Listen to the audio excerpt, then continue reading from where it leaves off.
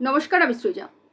ভীষণ গুরুত্বপূর্ণ কয়েকটা কথা বলার জন্য এই ভিডিও বানাচ্ছি এবং এই ভিডিও বানাচ্ছি আপনারা থাম্বনেল দেখে বুঝতেই পেরেছেন, মূলত ময়ূখ রঞ্জন ঘোষের একটা পোস্ট ফেসবুকে দেখে সেটার বেসিসে, সেটার ভিত্তিতে বা সেটার রিভার্ট ব্যাক করে। আমি জানি না এই পোস্ট ময়ূখ রঞ্জন ঘোষ পর্যন্ত পৌঁছবে কিনা, কিন্তু আপনারা যারা শুনবেন তারা আশা করি বুঝতে পারবেন যে কেন এই ভিডিও করা এতটা গুরুত্বপূর্ণ। আমি দেখলাম ময়ূখ রঞ্জন ঘোষ সাংবাদিক, রিপাবলিক বাংলা, যদিও রিপাবলিক বাংলাকে টিভি চ্যানেল বলা যায় কিনা সেটা নিয়েই প্রশ্নচিহ্ন রয়েছে, কারণ ওটা একটা বিজেপির পার্টি অফিস। তো যাই হোক, তো সেই রিপাবলিক বাংলার সাংবাদিক ময়ূখ রঞ্জন ঘোষ লিখেছে যে বারুইপুর কাণ্ডে, বারুইপুর যে গণধর্ষণের কাণ্ড হয়েছে সেখানে যে সমস্ত অভিযুক্তরা ধরা পড়েছে তাদের বাড়ি ঘরদোর বুলডোজ করে ভেঙে দেওয়া হোক। এবং তারপর লিখেছে এতে শেকু মাকুরা মানবাধিকার নিয়ে কথা বলবে এবং সেই কারণের জন্য এই যারা ধরা পড়েছে গণধর্ষণ কাণ্ডে তাদের বাড়ি ঘর বুলডোজ করে ভেঙে দেওয়া হোক। ময়ূখ রঞ্জন ঘোষ যে পোস্টটা করেছে আপনারা হয়তো অনেকেই দেখেছেন, নিশ্চয়ই ওনার ফেসবুক পোস্ট ফলো করেন, কিন্তু যারা ফলো করেন না তাদের জন্য আমি এক্স্যাক্ট কি লিখেছেন সেটা একটুখানি পড়ে শোনাচ্ছি। হ্যাঁ, বাকিটা ব্যক্তিগত, কারণ আজ বারুইপুরে হয়েছে, খরচা না করলে কাল বালিগঞ্জে হবে। এই যন্ত্রণা ব্যক্তিগত, ইটস পার্সোনাল। আগে বাড়ি ধুলোয় মিশিয়ে দেওয়া হোক, বুলডোজার দেখলে মাকু শেকুর ন্যাকামো শুরু হবে, মানবাধিকার বুদ্ধি অনেকে ঝাঁপিয়ে পড়বে, কিন্তু এটাই রীতি বানাতে হবে, নয়তো সাইজ হবে না এরা। সকালে জমা, রাতে খরচা, নজির হয়ে থাক। এখন চাড্ডি ময়ূখ রঞ্জন ঘোষের ইচ্ছা হচ্ছে যে যারা ধরা পড়েছে ধর্ষণ কাণ্ডে, মানে বারুইপুর ধর্ষণ কাণ্ডে, তাদের বাড়ি ঘরদোর বুলডোজ করে দেওয়া হোক। কিন্তু তার থেকেও যেটা গুরুত্বপূর্ণ সেটা হচ্ছে যে মাকু শেকুরা ন্যাকামি করবে মানবাধিকার নিয়ে। এখন প্রশ্ন হচ্ছে যে মাকু শেকুরা কি সত্যি বাড়ি বুলডোজ করা নিয়ে ন্যাকামি করবে, মানে কোট আনকোট ন্যাকামি করবে, নাকি আমার দেশের আইন, যে দেশে এই ময়ূখ রঞ্জন ঘোষের মতন কুকুর বেড়াল মার্কা সাংবাদিকরা থাকে, সেই দেশের আইন বলছে এটা করা যাবে না। আসুন আমরা একটুখানি সুপ্রিম কোর্টের রায়টা দেখি।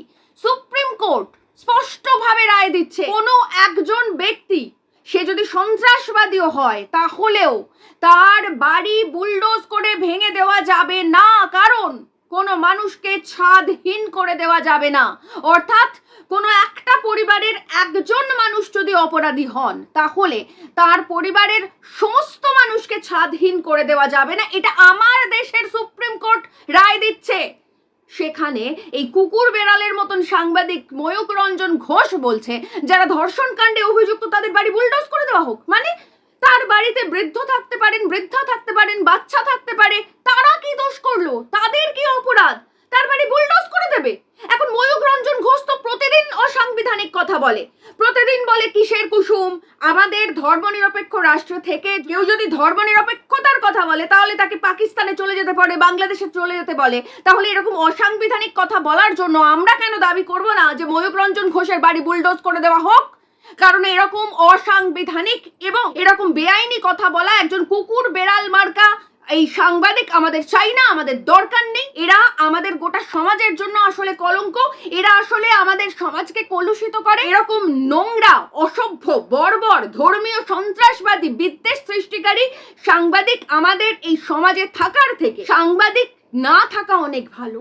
আমাদের এরকম সাংবাদিক চাই না, যে সাংবাদিক একটা রাজনৈতিক দলের দালাল, যে সাংবাদিক দুটো পয়সা ইনকামের জন্য যে কোনো কুৎসিত কাজ করতে পারে, যে কোনো অসাংবিধানিক কথা বলতে পারে। একজন সাংবাদিক হিসেবে যে কোনো রকম ধর্মীয় বিদ্বেষমূলক পোস্ট শেয়ার করতে পারে, এরকম নোংরা, অসভ্য, বর্বর সাংবাদিক আমাদের চাই না।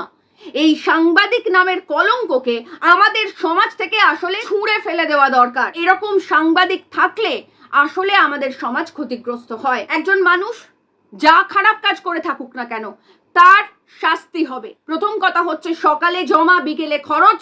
এটা হিন্দি সিনেমার ডায়লগ হতে পারে, কিন্তু কোনো বাস্তব প্রশাসকের কোনো ভিত্তি হতে পারে না।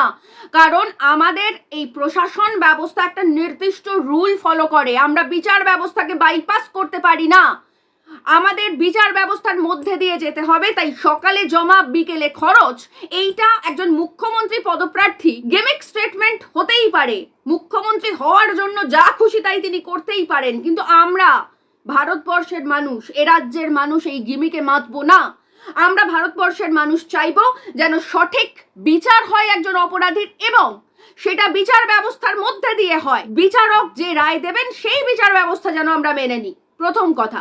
দ্বিতীয় কথা হচ্ছে, কোনো একজন অপরাধী কোনো একটা অপরাধ করলে তার গোটা বাড়ি বুলডোজ করা যায় না, এটা সুপ্রিম কোর্টের রায়। এটা কোনো ময়ূক রঞ্জন ঘোষের মতন কুকুর বেড়াল মার্কা সাংবাদিক বলতে পারে না যে একজন মানুষ অপরাধী হলে তার গোটা বাড়ি বুলডোজ করে দাও। আমাদের দেশের আইনকে লঙ্ঘন করা হচ্ছে, আমাদের দেশের সংবিধানকে লঙ্ঘন করা হচ্ছে।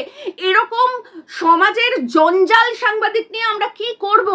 আমাদের এই সাংবাদিক দরকার নেই। আমাদের দরকার গণতন্ত্রের চতুর্থ স্তম্ভের যে সাংবাদিকরা সত্যি সত্যি চোখে চোখ রেখে শাসককে প্রশ্ন করতে পারে, সত্যি সত্যি চোখে চোখ রেখে শাসকের বুকে কাঁপন ধরাতে পারে। শাসকের পা চাটা দালাল কুকুর বেড়াল সাংবাদিক নিয়ে আমাদের এই গণতন্ত্রের চতুর্থ স্তম্ভ এমনি ভেঙে পড়েছে। আর এই ময়ূক রঞ্জন ঘোষের মতন সাংবাদিকদের জন্য আমাদের এই সংবাদ মাধ্যম, যে সংবাদ মাধ্যম এমনি বিশ্বের দরবারে অত্যন্ত নিন্দিত, অত্যন্ত লজ্জিত, এই ময়ূক রঞ্জন ঘোষেদের মতন নোংরা সাংবাদিকদের জন্য তা আরো বেশি কলুষিত হচ্ছে, তার নতুন করে বলার অপেক্ষা রাখে না।